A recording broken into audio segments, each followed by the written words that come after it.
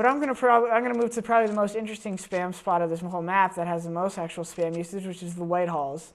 The first one I'll show you when you come up here is right at the top of the stairs. If you stand right here, you'll see the blue or the dark black color on the paint right here.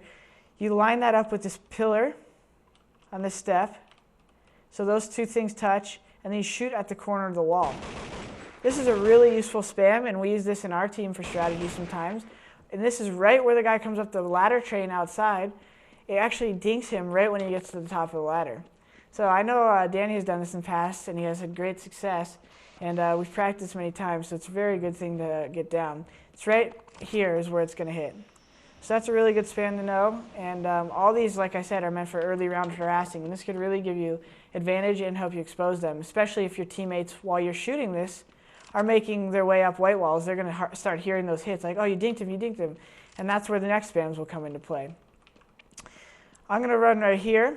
This is a really good spam just for the top of the pop dog train that I was just on. You just shoot straight ahead when you're in this corner, and this is actually the left side of the train. A lot of people like to creep along that side when they're checking the team mid, and I just noticed habits with people to actually go on that side of the train. That's why I like to line this spam up rather than shooting on this side, which is, it's still decent, but I like to go for this initial spam right away. This is a good one as well. You come right above the ladder, and a lot of CTs down here play like this angle. They like to look just in case they see your feet coming down. You could come actually right above the ladder, right to the right of it, and look down. And right here when you shoot, that's actually the spot right off the wall of where they play, you know? It's right here, and that's where the wall ends in white wall, so that's really good spam.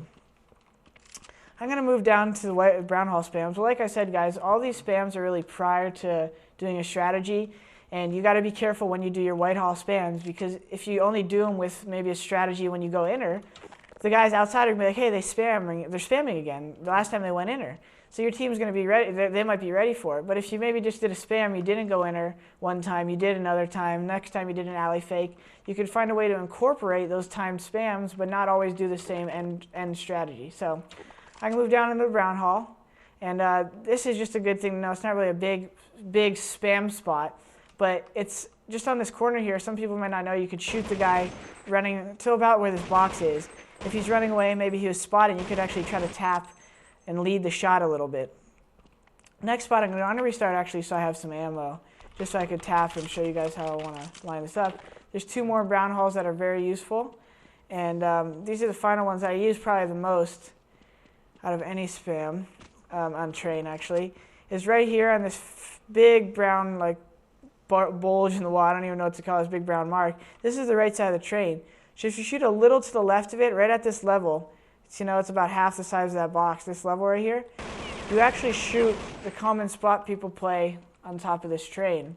So a lot of people, you notice, they don't play right here always. Maybe they said they will in the beginning, but a lot of times they like to play here, so flashes that are banking and smokes, they can see over them clearly. And that actually hits this whole general vicinity, moving from this point of the train to the end.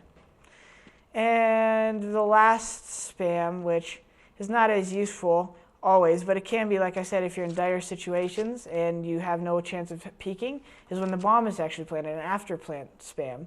You just stand right here, you just line yourself up straight with the box, and you see there's this little dark like smudge right here. You just shoot right with there, and that's actually just straight at the back hitch of the bomb train. Now, this is not always that accurate because if the bomb's planted here, they could defuse from here or here, but like I said, that's like a last resort type thing, and it's just good to know. So that's all that covers the T-side spam, guys. I just wanted to give you a quick insight onto some of the things I like to do, the way I like to spam stuff, and this has been an EG Pro Tip sponsored by Kingston HyperX. You can check out more of these videos on our website, www.myeg.net. Thanks for watching, guys.